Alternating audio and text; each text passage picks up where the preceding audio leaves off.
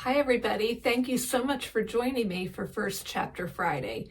I'm so excited because today's pick is one of my all-time favorites, and it is Freak the Mighty by Rodman Philbrick.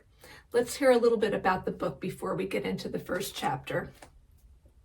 I never had a brain until Freak came along. That's what Max thought. All his life, he'd been called stupid, dumb, slow. It didn't help that his body seemed to be growing faster than his mind. It didn't help that people were afraid of him. So Max learned how to be alone, at least until Freak came along. Freak was weird too. He had a little body and a really big brain. Together, Max and Freak were unstoppable. Together, they were Freak the Mighty. Let's get into chapter 1. It's called The Unvanquished Truth. I never had a brain until Freak came along and let me borrow his for a while. And that's the truth, the whole truth. The unvanquished truth is how Freak would say. And for a long time, it was him who did the talking. Except I had a way of saying things with my fists and my feet, even before became Freak the Mighty. Slaying dragons and fools and walking high above the world. Called me kicker for a time. This was daycare the year Graham and Grimm took me over. And I had a thing about booting anyone who dared to touch me. Because they were always trying to throw a hug on me, like I was medicine I needed. Graham and Grimm, bless their pointed little heads, they're my mother's people, her parents. And they figured, whoa, better put this little critter with the other little critters his own age. Maybe it will improve his temper. Yeah, right. Instead, what happened? I invented games like kickboxing and kick knees and kick faces and kick teachers and kick the other little daycare critters because I knew what a rotten lie that hug stuff was. Oh, I knew. That's when I got my first look at Freak, that year of the phony hugs. He didn't look so different back then. We were all of us pretty small, right? But he wasn't in the playroom with us every day. Just now and then he'd show up. Looking sort of fierce is how I remember him. Except later, it was Freak himself who taught me that remembering is a great invention of the mind. And if you try hard enough, you can remember anything, whether it really happened or not. So maybe he wasn't really all that fierce in daycare, except I'm pretty sure he did hit a kid with his crutch once, whacked the little brat pretty good. And for some reason, little kicker never got around to kicking little Freak. Maybe it was those crutches kept me from lashing out at him. Man, those crutches were cool. I wanted a pair for myself. And when little Freak showed up one day with these shiny braces strapped to his crooked legs, metal tubes right up to his hips, why, those were even more cool than crutches. I'm Robot Man, little Freak would go, making these weird robot noises as he bumped himself around the playground.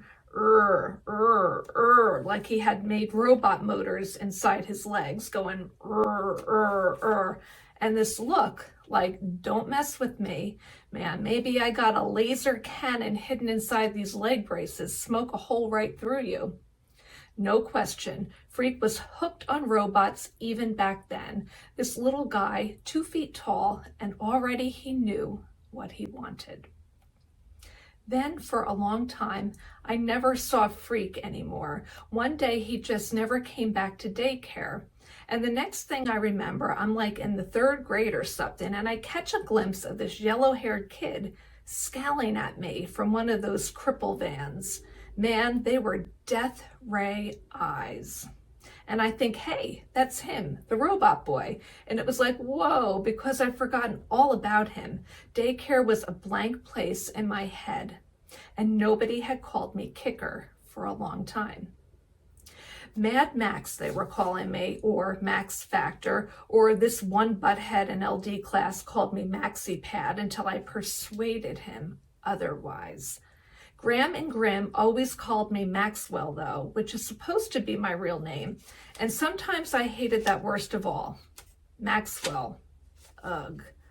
Grimm out in the kitchen one night after supper, whispering to Graham that she noticed how much Maxwell was getting to look like him, which is the way he always talked about my father, who had married his dear departed daughter and produced, eek, Maxwell. Grimm never says my father's name, just him, like his name is too scary to say. It's more than just the way Maxwell remembers him. Grimm says that night in the kitchen, the boy is like him. We'd better watch out. You never know what he might do while we're sleeping, like his father did.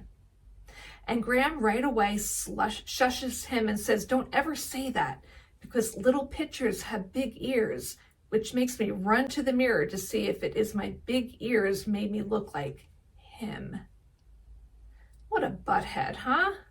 Well, I was a butthead because, like I said, I never had a brain until Freak moved down the street. The summer before 8th grade, right? That's the summer I grew so fast that Grimm said we best let the boy go barefoot. He's exploding out of his shoes. That barefoot summer when I fell down a lot and the weirdo robot boy with his white yellow hair and his weird fierce eyes moved into the duplex down the block with his beautiful brown-haired mom, the fair Gwen of Air. Only a falling down goon would think that was her real name, right? Like I said, are you paying attention here? Because you don't even know yet how we got to be Freak the Mighty, which was pretty cool, even if I do say so myself. Thank you so much for joining me for First Chapter Friday. I absolutely love bringing you all of my favorite books on this channel. If you have a book that you'd like to see featured, I hope that you'll leave me a comment. Until then, I'll see you next Friday, and happy reading.